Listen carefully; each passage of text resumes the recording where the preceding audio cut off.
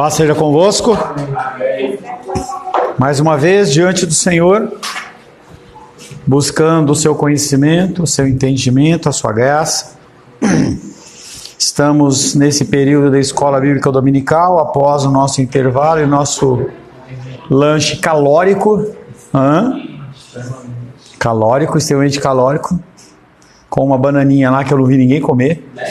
Entendeu?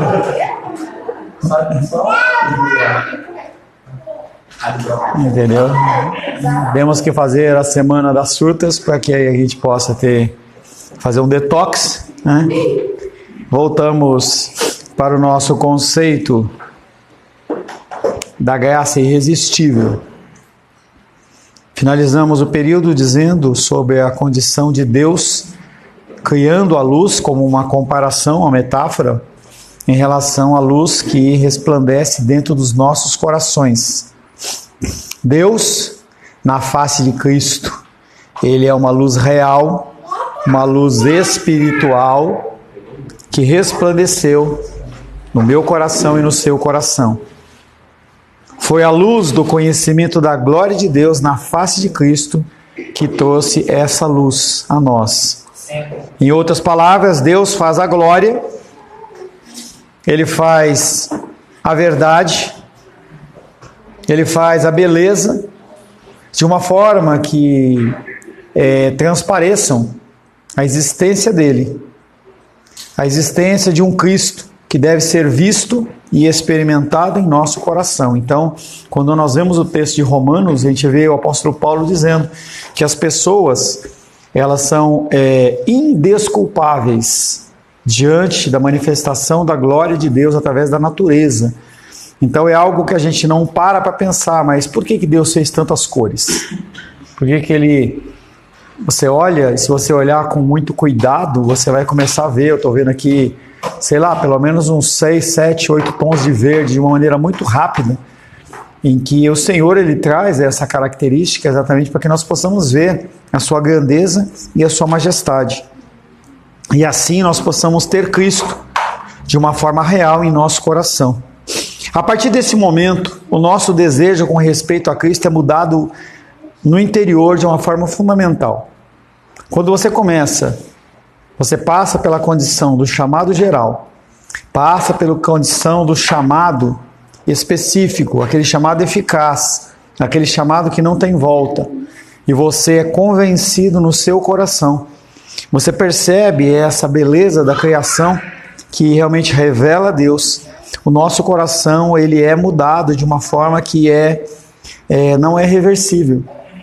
Não é possível que uma pessoa que já aceitou a Cristo de uma forma real, que ele tenha vivido os seus benefícios, ele volte atrás.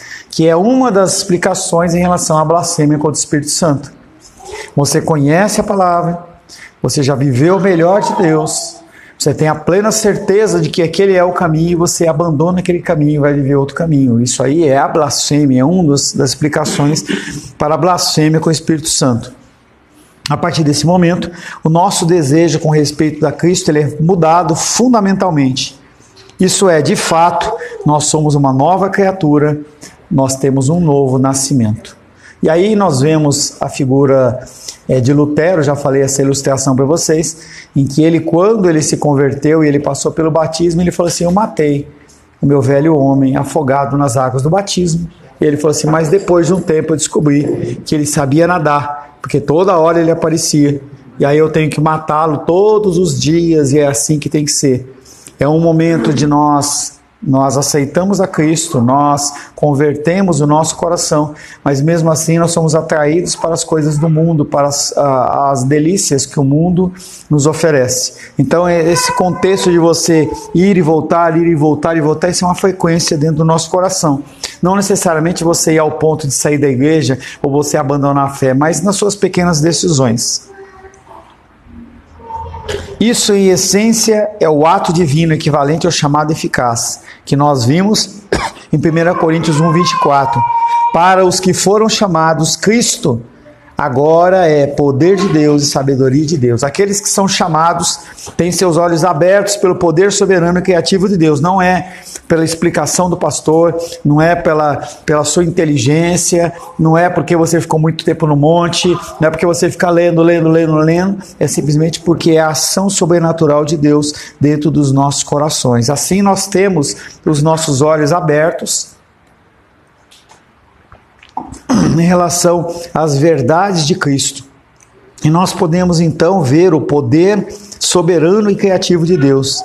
Nós não vamos mais ver a cruz como loucura, e sim como poder e sabedoria de Deus. Como ter paz no coração, se não é ter Cristo no coração e saber que Ele controla tudo. Estava lá com o Felipe ali na entrada, eu falei, Felipe, você quer ter uma decisão em relação ao assunto que nós estávamos trabalhando? Eu estou pensando. Ainda estou em dúvida se eu faço, se eu não faço, se eu vou ou se eu não vou. Em relação às coisas temporais, a vida tem que ser assim mesmo. Tem que ser tudo com muito pensamento. Será que eu vou construir, realmente eu tenho dinheiro para acabar? Será que isso realmente vai dar o lucro necessário? Mas quando nós falamos em salvação, é a questão de você cortar a corda. Engasguei. Eu já contei essa história para vocês, que um escalador, ele decidiu fazer uma escalada sozinho numa montanha e ele começou a fazer essa escalada. Já contei isso, não tem? Começou a subir a escalada e aí ele escorregou, bateu a cabeça, apagou e na madrugada gelada, ele sabia que ia morrer congelado por hipotermia, ele começou a clamar a Deus, e aí ele ouviu uma voz dizendo, corta a corda, e ele está amarrado, demônio, não sei o quê, e aí de manhã, morto já, ele foi encontrado pela equipe de salvamento a um palmo do chão. Se ele cortasse, se ele confiasse realmente na ação divina de Deus, ele teria sido salvo. E nós temos que agir desta maneira naquilo que se refere à área espiritual. Às vezes Deus ele nos convida a dar passos de fé para que você possa realmente demonstrar a sua confiança em Deus. E eu não estou falando para o Felipe fazer isso só porque eu falei não, misericórdia, hein? Senão o cara fala, Deus falou. Não faz isso não, hein? Aqueles que são chamados têm seus olhos abertos pelo poder soberano e criativo de Deus para que não mais vejam a cruz como loucura. O chamado eficaz é o milagre que remove a nossa cegueira. O apóstolo Paulo, depois que ele teve um encontro com Cristo em Damasco, ele cai por terra, não tem nenhum cavalo na história, a gente fica com a história que ele caiu do cavalo, né? Não se fala em lugar nenhum, poderia até ter um cavalo, mas não fala, né? E ele cai por terra e os olhos dele, ele fica cego, e ele fica 3 dias sem comer, sem beber, cego, deitado na cama, até que o Barnabé chega, ora por ele, e aí as escamas dele, dos olhos dele caem, e ele começa a ver as coisas de uma maneira diferente. Essas escamas dos olhos, elas têm que cair quando nós temos contato com o Senhor. Em alguns momentos nós somos enganados pelo Deus deste mundo, mas na média, na maioria das vezes você tem que estar ouvindo, conseguindo ouvir a voz de Deus. O chamado eficaz é o milagre que remove nossa cegueira. Deus faz a glória de Cristo resplandecer com uma beleza irresistível, e isso é a graça irresistível. É algo que você vê, que você é atraído e que você não consegue resistir em relação àquilo. O Senhor abre os nossos corações. Atos capítulo 16, verso 14.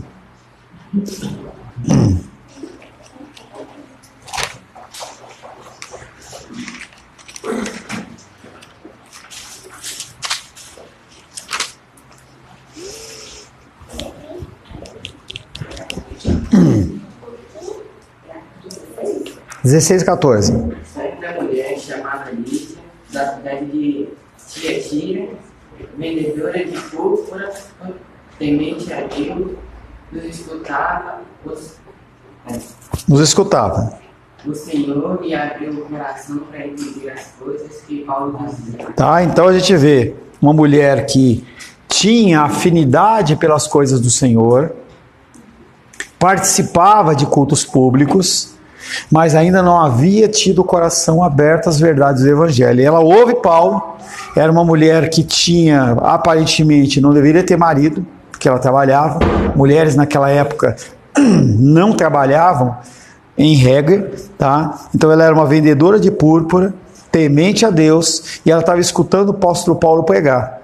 E aí, naquele momento, o Senhor abriu o coração dela para atender às coisas que Paulo dizia. Quando a gente vê, por exemplo, o Êxodo, a gente vê Deus fechando o coração de Faraó para não ouvir as coisas que ele estava ouvindo, ou não ver as maravilhas, que as maravilhas de Deus não tem a ver com uma coisa linda e maravilhosa, tem a ver com uma coisa que espanta, que é chocante, tá? Então, outro exemplo desta obra está em Atos 16:14, que nos informa que Lídia ouvia a pregação de Paulo. Lucas disse: o Senhor lhe abriu o coração para atender as coisas que Paulo dizia. Quem escreveu Atos? Hã? Quem escreveu Atos, Carlos? Espera aí. Quem escreveu Atos, Carlos? Lucas. A graça foi pra ela. Sabe por que foi Lucas que escreveu? Abre aí o livro de Lucas no final, abre aí, por favor. No final não, no começo. Deixa marcado Atos e abre Lucas.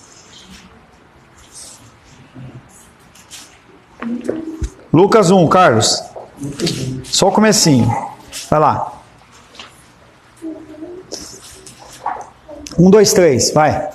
Visto que muitos outros que empreenderam uma narração ordenada dos fatos que entre nós se realizaram, conforme nós transmitiram os que desde o princípio foram deles testemunhos, oculares e ministros da palavra. Igualmente a mim me pareceu bem depois de acurada investigação de tudo desde sua origem, dar-te por escrito, excelentíssimo Teófilo, uma exposição enorme. Ponto, até aí. Lucas escreveu o Evangelho de Lucas. Ele escreveu para quem? Teófilo. Calma, cara. Hein? Escreveu para quem? Teófilo. Atos capítulo 1. Abre lá Atos 1. Deixa eu interagir com o Carlos, hein?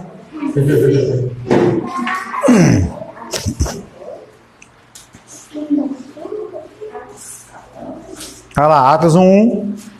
Escrevi o primeiro livro, ó Teófilo, relatando todas as coisas que Jesus começou a fazer e a ensinar. Ponto. Então, no primeiro livro de Lucas, ele escreveu para o Teófilo. Quando ele começa a escrever Atos, ele vai e fala: eu escrevi o primeiro livro, Lucas. Aí ele está começando a escrever Atos. Quem escreve Atos é Lucas. Beleza? Pastor Teófilo era grego? Sei não. Devia ser. O livro de Lucas era para os gregos, né? Não lembro de cabeça. Mateus para os romanos. Não, era para ter Mateus para os judeus, Lucas para os gregos, Marcos para os romanos. Então Teófilo era grego, provavelmente, tá? E por esse judeu que morava na Grécia também, tá? Voltando. A menos que Deus abra o nosso coração, não ouviremos a verdade e a beleza de Cristo na mensagem do Evangelho. Isso não sei se aconteceu com você. Oi? Não, João que é para os gentios. Está errado. Está errado. Não deixa de ser. Os gregos, eles eram gentios. Tá? Entenda que João, ele escreve para os gentios que eram novos na fé. Eram neófitos. Os romanos também eram gentios. Então, Marcos também eram por gentios. Né? A menos que Deus abra o nosso coração, não ouviremos a verdade e a beleza de Cristo na mensagem do Evangelho. E aí, se você for sondar o teu coração, quantas vezes você ouviu a palavra de Deus, até que você dissesse sim a Ele, de uma forma verdadeira, a palavra ela ficava retinindo no seu coração e você não dava vazão para ela, não permitia, porque na verdade, Deus ainda não havia resplandecido a luz dele no teu coração. Este abrir do coração é o que queremos dizer com graça irresistível. Você tinha um coração de pedra, passa a ter um coração de carne. Ela vence a resistência obstinada da cegueira para a beleza e da surdez para a bondade das novas obras. Então, o coração que é endurecido, ele é feito convencido pelo Senhor. Isso chama-se graça irresistível.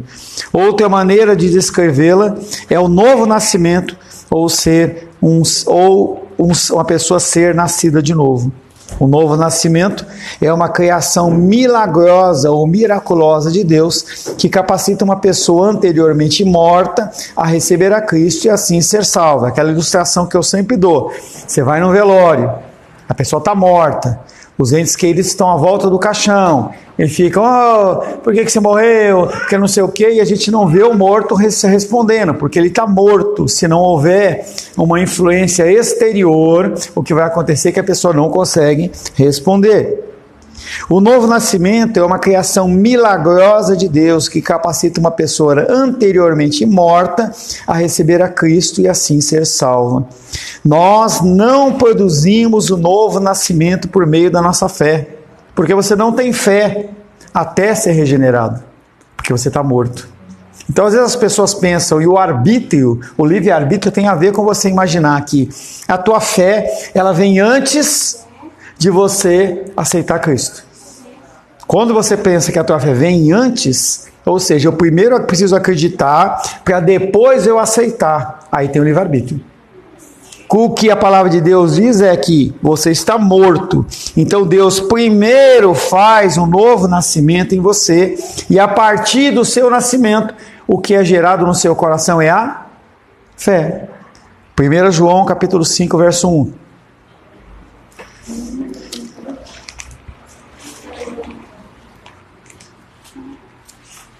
Primeira João, capítulo 5, verso 1.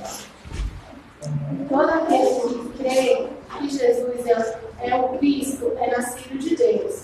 E todo aquele que ama ao que o gerou, também ama aquele ao que dele é nascido. Tá? Então essa palavra que o apóstolo João está dizendo, todo aquele que crê, ele é uma pessoa que já está viva. Se ele estiver morto, ele não crê. Não tem como ele estar morto e crer. Primeiro ele precisa crer. Isso é extremamente importante. Primeiro tenho a regeneração do meu espírito para depois eu crer. E não eu creio para depois receber a regeneração. Isso é importantíssimo. Isso significa que ser nascido de Deus vem primeiro e crer é a consequência. Crer em Jesus não é a causa de sermos nascidos de novo, é a evidência de que você o é.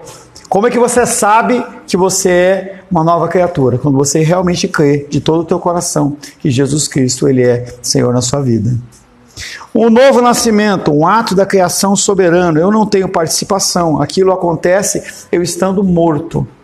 É como a geração de uma criança dentro do ventre da pessoa. Se não houver algo externo, aquela criança ela não se autogera, não existe isso, tá? A gente tem uma expressão que chama creatio ex nihilo, ou seja, criado a partir do nada. A única criação a partir do nada, ela procede de Deus. Deus ele é aquele que a partir do nada ele cria. Não há a possibilidade de você, não tendo o Espírito vivo, você passar a ter o Espírito vivo simplesmente porque você deseja. É a condição de Jesus Cristo depois que ele morre. Quem ressuscitou a Cristo? O Espírito Santo, através do comando de Deus. Porque ele, como homem, ele não podia se auto-ressuscitar. Como Deus, sim, mas como homem, não.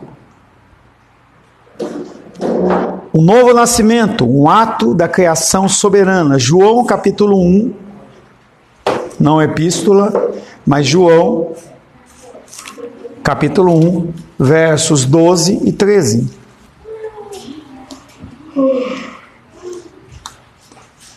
Mas a todos quantos o receberam, Deus o poder de ser Espírito de Deus, a saber, aos que creem e serão. 12 e 13. Os quais não nasceram do sangue, nem da vontade da carne, nem da vontade do homem, mas de Deus. Todos quantos o receberam, e só recebem aqueles que estão vivos. Todos quantos receberam, deu-lhes o poder de serem feitos filhos de Deus, a saber os que creem no seu nome. Os quais não nasceram do sangue, ou seja, não é a minha união com a Rosângela que vai gerar uma vida. É a minha união e a Rosângela a partir de Deus.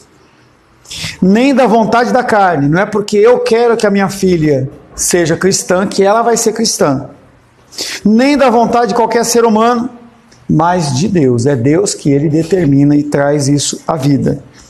João diz que Deus dá o direito de serem feitos filhos de Deus a todos aqueles que recebem a Cristo. Depois João continua e diz que aqueles que recebem a Cristo não nasceram do sangue, nem da vontade da carne, nem da vontade do homem, mas de Deus.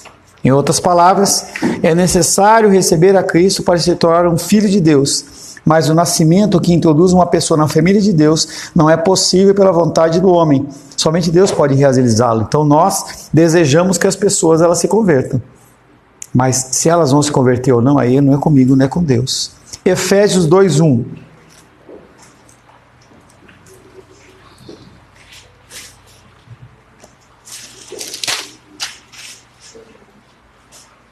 Ele nos deu vida, estamos vós mortos, nos vossos delitos e pecados. Tá? O apóstolo Paulo, para a carta dos Efésios, ele vem reafirmando essa condição, que a vida, ela acontece a partir de Deus. Nós estávamos mortos, imersos nos nossos delitos e pecados, e o Senhor vem e nos restaura.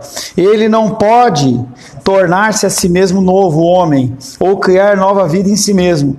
Precisa ser nascido de Deus. Depois, com a nova natureza de Deus, o homem vê a Cristo pelo que ele realmente é e recebe espontaneamente a Deus por tudo que ele é. E aí nós temos, de um lado, o novo nascimento e do outro lado, a fé. Uma coisa consequente da outra, a segunda consequente da primeira. O novo nascimento é o efeito da graça irresistível, porque é um ato da criação soberana, não da vontade do homem, mas de Deus. Essa verdade gloriosa do novo nascimento e de como ele acontece, ela é maravilhosa.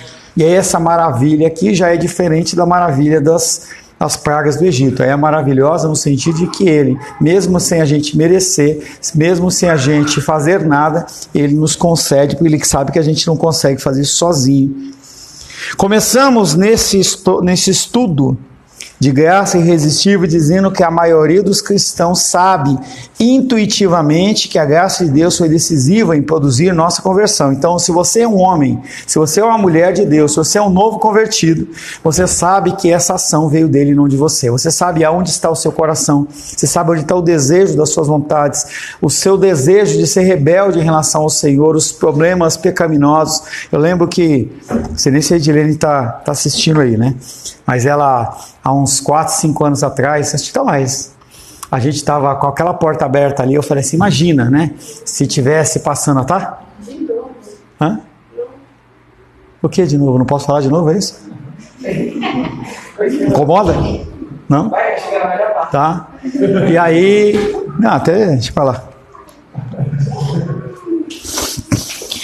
Vemos aqueles que resistem ao Evangelho e dizemos, se não fosse pela graça de Deus, eu também estaria perdido. Então, quando Deus ele traz o convencimento e a conversão ao nosso coração, você consegue olhar como que fora do corpo, que você não estaria naquele lugar se não fosse pela figura de Deus. Você não estaria ali, você não estaria tomando as decisões que você toma se não fosse a ação de Deus. E aí é só você olhar 2, 5, 10, 15 anos atrás, que você vai começar a lembrar aonde andava, você fazia, o que você pensava e onde você caminhava. Vemos aqueles que resistem ao Evangelho e dissemos, se não fosse pela graça de Deus, eu também estaria perdido.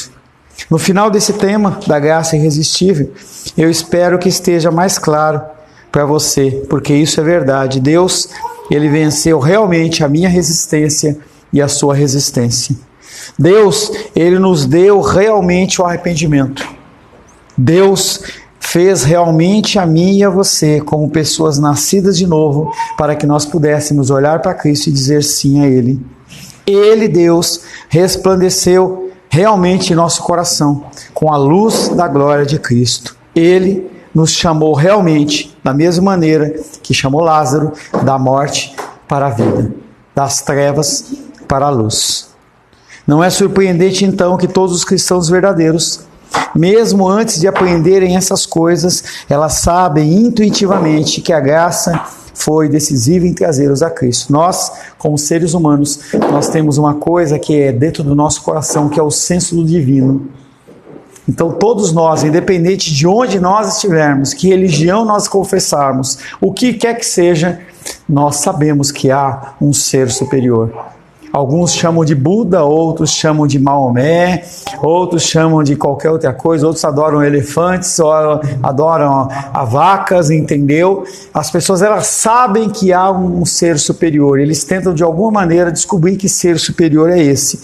Quando eles encontram qualquer figura que possa receber a sua adoração, eles se tranquilizam, mas se tranquilizam parcialmente, porque o coração deles continua com a condição do buraco no coração. Porque se assim não fosse, as pessoas elas ficariam nas religiões delas e ninguém migraria para nenhuma outra. Porque eu estou satisfeito aqui no budismo, eu estou satisfeito aqui na minha religião muçulmana, mas algo faz diferença quando nós pensamos dentro do cristianismo. Frequentemente o coração precede a mente em direção à verdade. Isto é realmente, certamente, a condição de muitos cristãos no que diz respeito à graça irresistível de Deus. Vimos por nós mesmos essa verdade na palavra de Deus. Nosso desejo é que por causa disso, meu desejo é que por causa disso, nós possamos cada vez mais termos uma experiência de graça, de amor, da presença do Senhor. Nós não podemos ficar inertes, nós não podemos ficar com o nosso cristianismo estático, sem uma movimentação, sem um crescimento. O que Deus espera de mim e de você é que nós possamos crescer em estatura e graça a cada momento novamente, para que nós possamos cada vez mais brilhar essa luz de Cristo. Que você adore a Deus e ame as pessoas como nunca o fez antes. Isso é que é uma experiência mais profunda da graça soberana de Deus. Não é riqueza, não são posses, não é saúde, não é alegria emocional, mas é você cada vez mais ser reconhecido como alguém que é mais semelhante a Cristo. Amém. Senhor, louvamos o Teu nome pela Tua graça irresistível. Agradecemos ao Senhor, Pai, porque o Senhor é bom e a Sua misericórdia dura para sempre. Pedimos, Pai, que o Senhor nos encha da Tua presença e nós possamos, Pai, crescer em estatura e graça e cada vez mais nós possamos brilhar a luz do Teu Evangelho. Nos ajude e nos capacita, te pedimos em nome de Jesus. Graças ao nosso bom, querido e amado Deus. Aleluia.